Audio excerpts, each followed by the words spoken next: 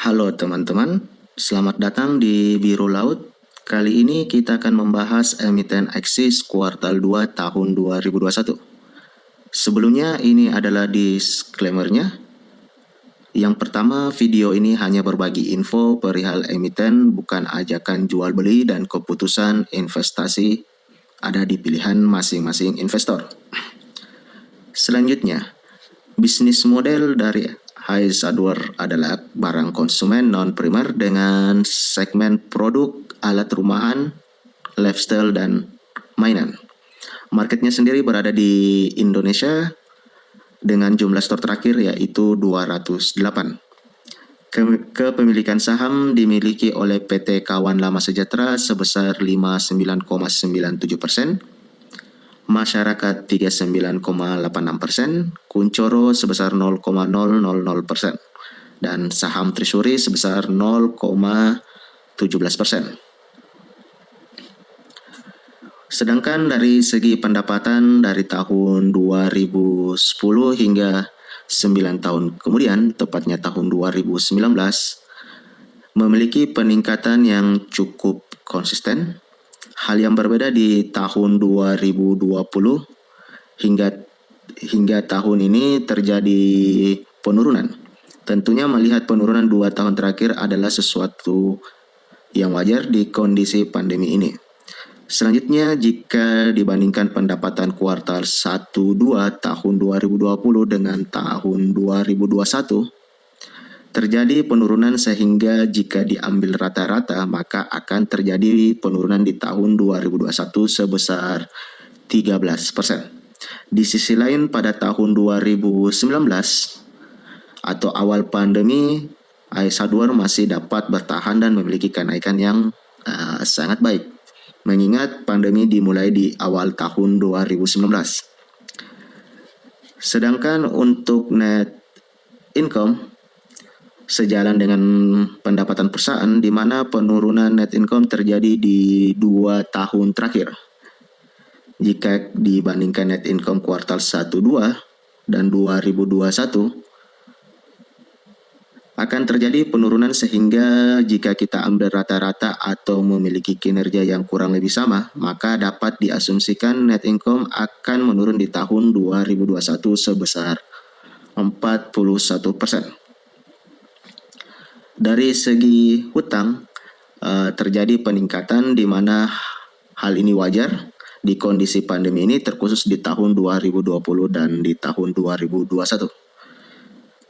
Selanjutnya, teman-teman dapat melihat dari jumlah aset yang terus meningkat selama 10 tahun terakhir. Axis sendiri konsisten terus naik, di mana di kondisi pandemi ini Axis tetap menambah jumlah store mereka di tahun 2019 hingga sekarang. Sehingga jika kita melihat tadi jumlah store-nya, jumlah store dari Axis sendiri sudah berjumlah 208 di tahun 2021 ini. Selanjutnya kita dapat melihat net profit margin dari tahun 2011 hingga tahun 2019. Hais Hardware konsisten berada di rasio 11 hingga 15%. Hingga saat 2020 mengalami penurunan yang sangat besar dan menjadikan net profit margin terkecil selama 10 tahun terakhir. Dan melihat laporan kuartal 1-2 tahun 2021, maka besar kemungkinan net profit margin akan kembali turun. Selanjutnya, ini adalah ringkasan rasio dari laporan keuangan dari Axis. Jika kita lihat EPS dari Axis sendiri terus meningkat hingga tahun 2019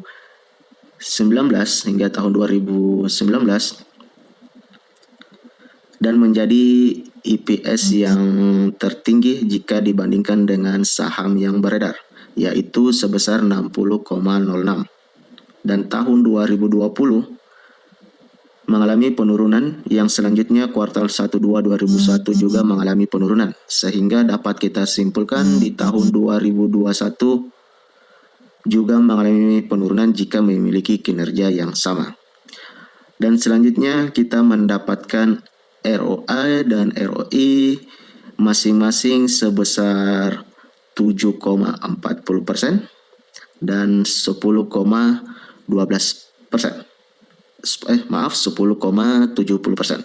Sedangkan free cash flow mengalami minus pada kuartal 2 tahun 2021, tapi hal ini masih wajar mengingat kuartal 1 masih baik. Selanjutnya saya akan bandingkan perusahaan yang serupa atau memiliki sektor yang sama dengan segmen yang mirip.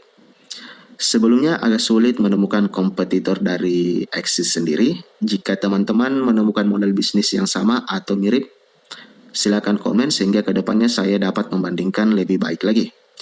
Kali ini saya membandingkan Axis dengan PT Catur Sentosa Adi Prana, di mana perusahaan ini adalah induk dari Mitra 10. Untuk pernya sendiri, Catur Sentosa lebih baik daripada Axis, di mana Axis memiliki PER sebesar 43,97 kali.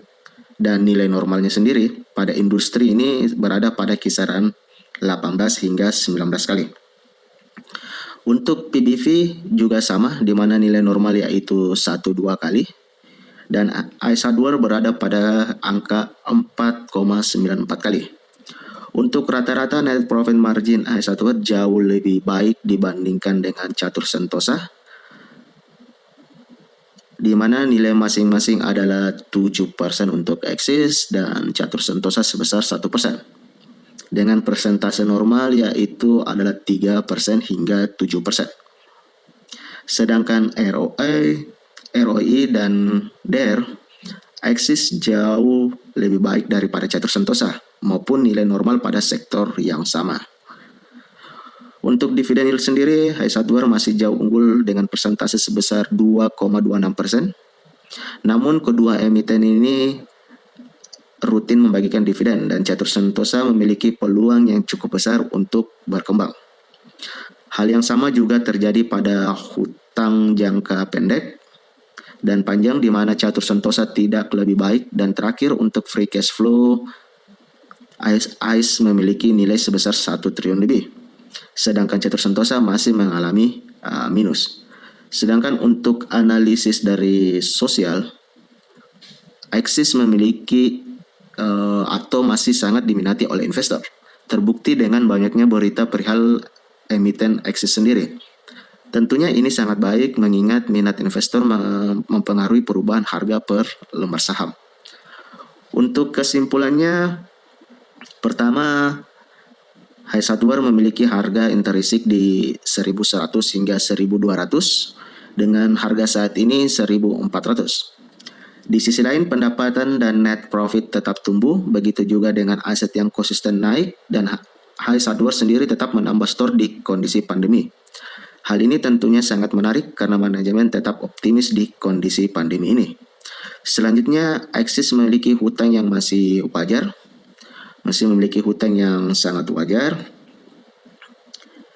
dan cocok menjadi wadah untuk menabung saham jangka panjang. Sedangkan untuk jangka pendek atau day trade sangat berisiko mengingat kondisi yang belum baik. Dan menurut saya, Axis adalah market leader di antara perusahaan yang listing di Bursa Efek Indonesia. Selain itu, model bisnis yang cukup menjanjikan karena masih memiliki banyak ruang untuk berinovasi. Untuk book value kurang baik karena jauh dari rasio normal. Di sisi lain, Axis memiliki ROI yang sangat baik dan rutin membagikan dividen. Terakhir, minat investor yang masih tinggi. Oke, sampai sini saja analisis dari Axis. Jika teman-teman memiliki request emiten yang menarik untuk dianalisis, silakan komen dan sampai jumpa lagi di video selanjutnya.